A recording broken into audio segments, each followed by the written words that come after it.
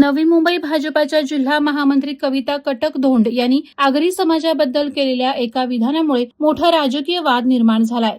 स्थानिक भूमिपुत्र आणि आगरी समाजाच्या अस्तित्वाबद्दल आणि व्यवसायाबद्दल कटक-धोंड यांनी केलेल्या टिप्पणीमुळे संताप व्यक्त केला जातोय. सोशल मीडियावर व्हायरल होत असलेल्या पोस्टनुसार कविता कटक-धोंड यांनी आगरी समाजाच्या आर्थिक सुबत्तेचं श्रेय पूर्णपणे सिडकोला दिलंय. त्यांनी म्हटलंय की आगरी लोकांची फक्त जागा विकून पैसे कमवायची लायकी होती. एवढ्या जमिनीच्या बदल्यात तुम्हाला पैसे मिळाले ते सिडकोचे आभार मानायला पाहिजे. सिडकोने जर लोकांच्या जागा विकत घेतल्याच नसत्या तर तुम्ही एवढे पैसेवाले झालेच नसते. मग तुम्ही फक्त मच्छी पकडत आणि विकत बसले असते. या विधानामुळे आगरी समाजाच्या भावना दुखावल्या असून स्थानिक पातळीवर तीव्र प्रतिक्रिया उमटत आहेत. नवी मुंबई आणि बेलापूर विधानसभा क्षेत्रात आगरी समाजाचं मोठं प्राबल्य आहे. अशा परिस्थितीत भाजपाच्या एका जबाबदार पदाधिकाऱ्यानं समाजाच्या पारंपरिक व्यवसाय मासेमारीचा उल्लेख करत त्यांच्या आर्थिक प्रगतीवर प्रश्नचिन्ह उपस्थित केल्याने आगामी काळात याचे राजकीय पडसाद उमटण्याची शक्यता आहे.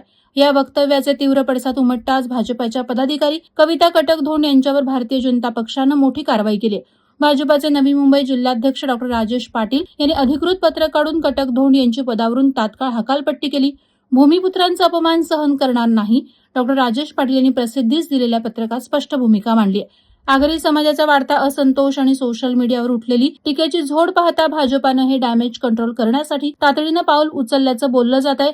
त्याचबरोबर आगरी समाज बांधवांचे प्रतिनिधित्व करणारे नवी मुंबईचे प्रतिनिधी गणेश नाईक, मंदा म्हात्रे अशा प्रवृत्तींना पायबंद घालणार का असा सवालही नागरिक विचारत आहेत. मी कविता कटक-धोंड.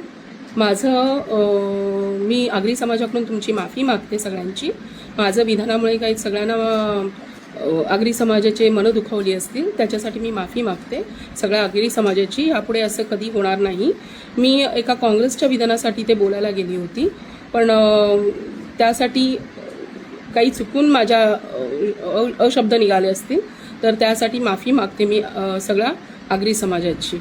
वादळवारा लाईव्हसाठी न्यूज ब्युरो, नवी मुंबई. नवी मुंबई व रायगड जिल्ह्यातील ताज्या बातम्या आणि घडामोडींसाठी सबस्क्राईब करा वादळवारा लाईव्ह चॅनल आणि दाबा बेल आयकॉन.